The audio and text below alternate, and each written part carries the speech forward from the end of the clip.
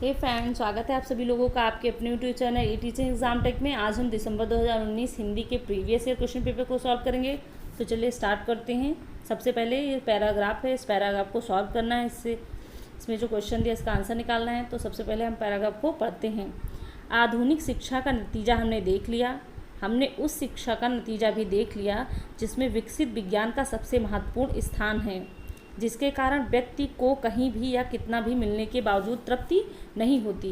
इसका कारण यही है कि शिक्षा के स्वाभाविक और आवश्यक अंगों को छोड़कर हमने ऐसे विषयों पर अधिक ध्यान दिया जो मनुष्य का एकतरफा विकास करते हैं, जिनके कारण व्यक्तित्व का बड़े से बड़ा भाग अतृप्त रह जाता है। बाल्यावस्था में भी कला शिक्षा को अभी तक उचित स्थान नहीं मिला। जहाँ मिलता भी है वहाँ बच्चा 11-12 वर्ष का होते ही उसके शिक्षा क्रम में से कला प्रवृत्तियों को निकाल दिया जाता है। ऐसा ही हर्बर्ट रीड ने कहा, हमारा अनुभव हमें बताता है कि हर व्यक्ति 11 साल की उम्र के बाद किशोर अवस्था और उसके बाद भी सारे जीवन काल तक किसी न किसी कला प्रवृत्ति को अपने भाव प्रकटन का जरिया बनाए रख सकता है। आज के सभी विषय जिन पर हम अपनी एकमात्र श्रद्धा करते हैं, जैसे गणित, भूगोल, इतिहास, रसायन शास्त्र और यहाँ तक कि साहित्य भी जिस तरह पढ़ाए जाते हैं, उन सबकी बुनियाद तार्किक है। इन पर एकमात्र जोर देने के कारण कला प्रवृत्तियाँ जो भावना प्रधान होती हैं, पाठ्यक्रम से करीब करीब निकल जाती हैं। ये प्रवृत्तियाँ केवल पाठ्यक्रम से ही नहीं निकल जाती, बल्कि इन तार्किक विषयों को महत्व देने के कारण व्यक्ति के दिमाग से बिल्कुल निकल जाती हैं। किशोर अवस्था को इस तरह गलत रास्ते पे ले जाने का नतीजा भयानक हो रहा है। सभ्यता रोज ब रोज बेढा होती जा रही है। व्यक्ति का गलत विकास हो रहा है, उसका मानस अस्वस्थ है, परिवार दुखी है, समाज में फूट पड़ी है और दुनिया पर ध्वंस करने का जोर चढ़ा है। इन भयानक अवस्थाओं को हमारा विज्ञान सहारा दे रहा है। आज की तालीम भी इसी दौड़ में साथ दे रही है। तो इसका जो 91 नंबर क्वेश्चन है, अनुच्छेद के आधार पर हमें किस पर सर्वाधिक ध्यान देने की ज़रूरत है। तो हमें सर्वाधिक ध्यान देने की ज़रूरत किस पे है? कला प्रवृत्तियों पर। किस पे है? कला प्रवृत्ति। इसका ऑप्शन नंबर 2 सही हो जाएगा। 92 नंबर जो क्वेश्चन है वो क्या है क्वेश्चन? अनुच्छेद 92 नंबर क्वेश्चन क्या है? अनुच्छेद के अनुसार गणित, भूगोल, इतिहास आदि विषय तर्क प्रधान हैं, भाव प्रधान हैं, कला प्रधान है और बोध प्रधान है। तो क्या है?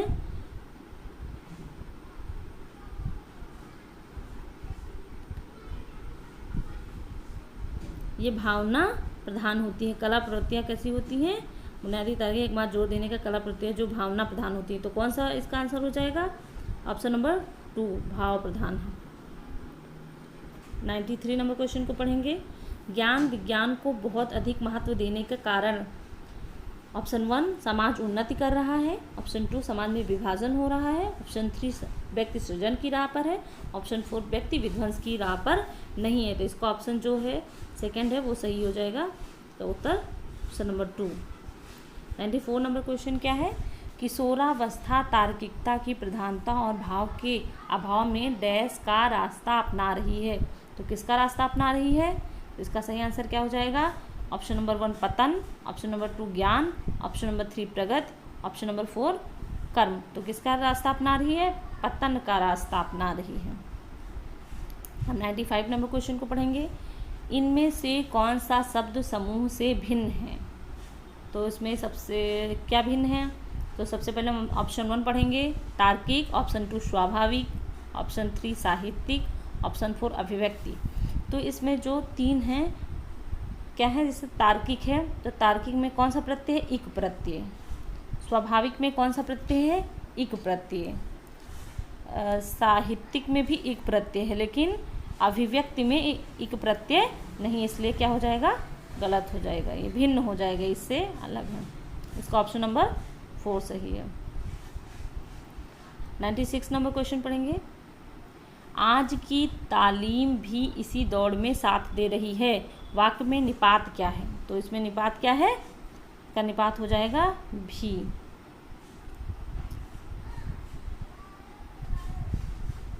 अब 97 में क्वेश्चन पढ़ेंगे विकसित शब्द में प्रत्यय है, कौन सा प्रत्यय है विकसित में, तो इसका सही आंसर क्या हो जाएगा, सित प्रत्यय, ऑप्शन 2 इत प्रत्यय, ऑप्शन 3 त प्रत्यय, ऑप्शन 4 सत प्रत्यय। तो इसका सही आंसर क्या हो जाएगा, इत प्रत्यय, विकसित इत प्रत्यय क्या हो जाएगा, विकसित, यानी इसमें क्या हो जाएगा, इत प्रत्यय। 98 नंबर क्वेश्चन पढ़ेंगे।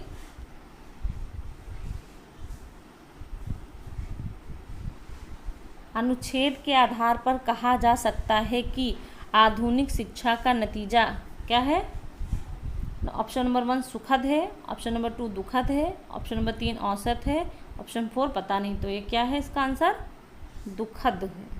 कैसा है, दुखद है। 99 क्वेश्चन को पढ़ेंगे। आधुनिक शिक्षा में किस विषय को सबसे अधिक महत्व दिया जाता है, तो किसको दिया जाता है आधुनिक शिक्षा में, विज्ञान को।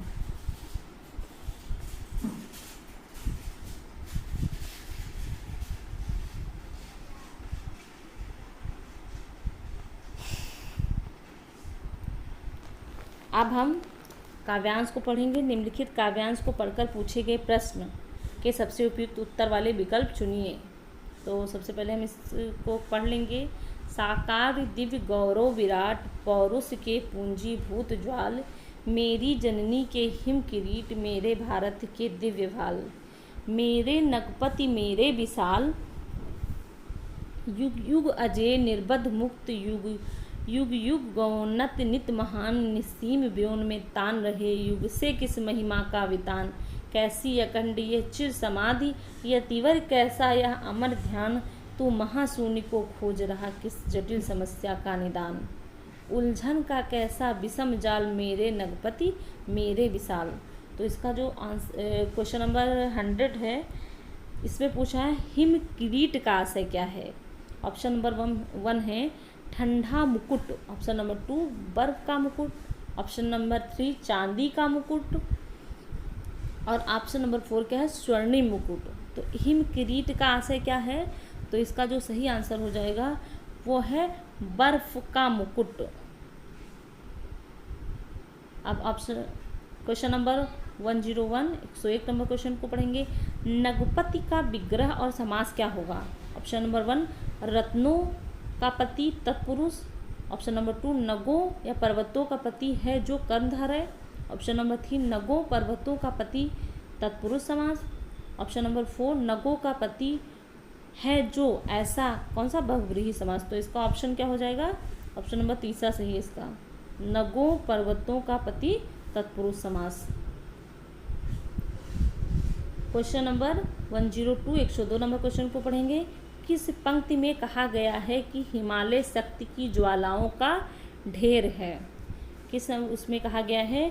तो ऑप्शन नंबर 1 क्या है, ऑप्शन नंबर 1 है युग युग अजय निर्बध मुक्त, ऑप्शन नंबर 2 मेरे भारत के दिव्य भाल, ऑप्शन नंबर 3 पौरुष के पूंजीभूत ज्वाल, ऑप्शन नंबर 4 साकार दिव्य गौरव विराट। तो इसमें कौन सा ऑप्शन सही होगा, इसका ऑप्शन नंबर 3 सही है। 103 नंबर क्वेश्चन पढ़ेंगे। जिसे जीता ना जा सके उसके लिए कविता में कौन सा शब्द प्रयुक्त किया गया है। Option number 1 Ajay, option number 2 अखंड, ऑप्शन नंबर 3 अमर, ऑप्शन नंबर 4 दिव्य। तो अजय, अजय का मतलब क्या होता है, जिसको जीता ना जा सके वो क्या होता है, अजय होता है। अब 104 नंबर क्वेश्चन को पढ़ेंगे। निसीम शब्द में कौन सी संधि है, निसीम शब्द में कौन सी संधि है। तो इसका ऑप्शन क्या हो जाएगा, कौन सी, स्वर संधि, व्यंजन संधि, विसर्ग संधि, दीर्घ संधि। तो इसका सही आंसर जो है वो क्या है, विसर्ग संधि। तीसरा ऑप्शन सही है। क्वेश्चन नंबर 105 को पढ़ेंगे। हिमालय को यतिवर कहकर संबोधित किया गया है क्योंकि वो भारत का प्रहरी है, पर्वतों का स्वामी है, ऑप्शन नंबर 3 समाधि में लीन है, ऑप्शन नंबर 4 समस्या का हल ढूंढ रहा है। तो इसका सही आंसर क्या हो जाएगा, ऑप्शन नंबर 3 समाधि में लीन है। आगे के हम क्वेश्चन पढ़ेंगे। नीचे दिए गए प्रश्नों के सबसे उचित विकल्प का चयन कीजिए। जो 106 नंबर क्वेश्चन है वो पेडागोजी से है। इसमें पूछा गया है प्राथमिक स्तर पर बच्चों की भाषा का आकलन करने का उद्देश्य क्या है। तो ऑप्शन नंबर 1 जो है उसकी पठन क्षमता का आकलन, ऑप्शन नंबर 2 उसके भाषा प्रयोग की क्षमता का आकलन, ऑप्शन नंबर 3 उसकी लेखन क्षमता का आकलन और ऑप्शन नंबर 4 क्या है उसकी बोलने की कुशलता का आकलन। तो इसमें जो सही आंसर है वो क्या हो जाएगा, उसके भाषा प्रयोग की क्षमता का आकलन। ऑप्शन नंबर 2 इसका सही हो जाएगा। फिर 107 नंबर क्वेश्चन को पढ़ेंगे। इनमें से कौन सा भाषा आकलन में सबसे कम प्रभावी तरीका है। तो इसका ऑप्शन नंबर 1 है कहानी कहना, ऑप्शन नंबर 2 कहानी लिखना, ऑप्शन नंबर 3 घटना वर्णन और ऑप्शन 4 क्या है श्रुत लेख। तो सबसे कम प्रभावी तरीका क्या है, इसमें क्या पूछ रहा है कि सबसे कम प्रभावी तरीका। तो इसमें सबसे कम पे हम ध्यान देंगे कि कम क्या है, कहानी कहना, कहानी लिखना, घटना वर्णन और श्रुत लेख। तो इसका जो ऑप्शन नंबर 4 है वो सही है, श्रुत लेख सबसे कम प्रभावी तरीका है। 108 नंबर क्वेश्चन क्या है, आकलन की प्रक्रिया में केवल बच्चों की क्षमताओं का आकलन नहीं होता बल्कि शिक्षक की शिक्षण प्रक्रिया का भी आकलन होता है। यह विचार पूर्णतः सही है। ऑप्शन नंबर 2 अंशतः सही है, ऑप्शन नंबर 3 क्या है पूर्णतः गलत है और ऑप्शन नंबर 4 क्या है निराधार है। तो इसका जो सही आंसर होगा वो होगा कि पूर्णतः सही है। अब 109 नंबर क्वेश्चन को पढ़ेंगे। रीमा ने तीसरी कक्षा में पढ़ने वाली रितिका की भाषा क्षमता, भाषा निष्पादन संबंधी क्रमिक व्यक्ति प्रगति का ब्यौरा उसके अभिभावकों को दिया। रीमा ने डैश के आधार पर यह जानकारी दी। तो ऑप्शन नंबर 1 क्या है अवलोकन के आधार पर, ऑप्शन नंबर 2 पोर्टफोलियो के आधार पर, ऑप्शन नंबर 3 जांच सूची के आधार पर और ऑप्शन 4 लिखित परीक्षा के आधार पर। तो इसका जो सही आंसर होगा वो क्या होगा, पोर्टफोलियो के आधार पर, पोर्टफोलियो के आधार पर जानकारी दी। क्वेश्चन नंबर 110 यानी 110 नंबर क्वेश्चन, पहली कक्षा में डैश भी लिखना के अंतर्गत आता है। तो ऑप्शन नंबर 1 वाक्य लिखना, ऑप्शन नंबर 2 शब्द लिखना, ऑप्शन नंबर 3 अक्षर बनाना और ऑप्शन नंबर 4 क्या है चित्र बनाना। तो इसका ऑप्शन नंबर 4 सही हो जाएगा, चित्र बनाना भी लिखने के अंतर्गत आता है। अब क्वेश्चन नंबर 111 पढ़ेंगे। प्राथमिक स्तर पर पढ़ना सीखने में सबसे कम महत्वपूर्ण क्या है, अनुमान लगाना, संदर्भानुसार अर्थ, ऑप्शन नंबर 3 अक्षरों की पहचान, ऑप्शन नंबर 4 पढ़ने का उद्देश्य। ऑप्शन नंबर क्या हो जाएगा 4 पढ़ने का उद्देश्य। तो सबसे कम महत्वपूर्ण क्या है, इसमें सबसे कम महत्वपूर्ण पूछा गया है तो क्या हो जाएगा अक्षरों की पहचान। ठीक, अब क्वेश्चन नंबर 112 की तरफ बढ़ेंगे। 112 नंबर क्वेश्चन क्या कह रहा है, भाषा अर्जन क्षमता किसके साथ संबंधित है। तो ऑप्शन नंबर ए क्या है पियाजे, option number 2 Chomsky, option number 3 Skinner और ऑप्शन नंबर 4 ब्रूनर। तो इसका जो सही आंसर है वो हो जाएगा चॉम्स्की।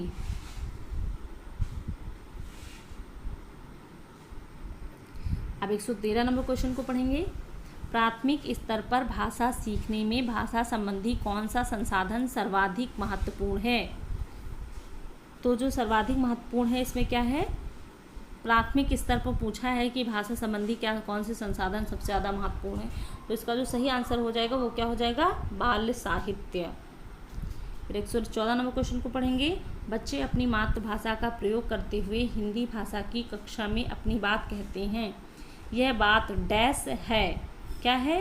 ऑप्शन नंबर 1 क्या है स्वाभाविक है, ऑप्शन 2 क्या है निंदनीय है, ऑप्शन 3 क्या है विचारणीय है, ऑप्शन 4 क्या है अनुचित है। तो इसका सही आंसर क्या हो जाएगा ऑप्शन नंबर 1 स्वाभाविक है। 115 नंबर क्वेश्चन को पढ़ेंगे। बहुभाषिकता हमारी पहचान भी है और हमारी डैश व डैश का अभिन्न अंग भी है। तो ये किसका है, कौन सा ऑप्शन सही हो जाएगा। तो इसका सही ऑप्शन क्या है सभ्यता और संस्कृति। यहाँ पे सभ्यता बहुभाषिकता हमारी पहचान भी है और हमारी सभ्यता व संस्कृति का अभिन्न अंग भी। तो अब 116 नंबर क्वेश्चन को पढ़ेंगे।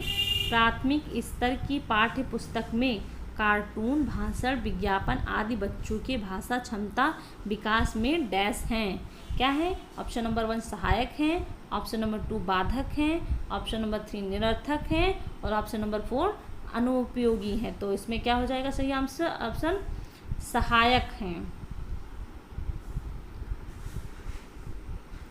अब 170 नंबर क्वेश्चन को पढ़ेंगे।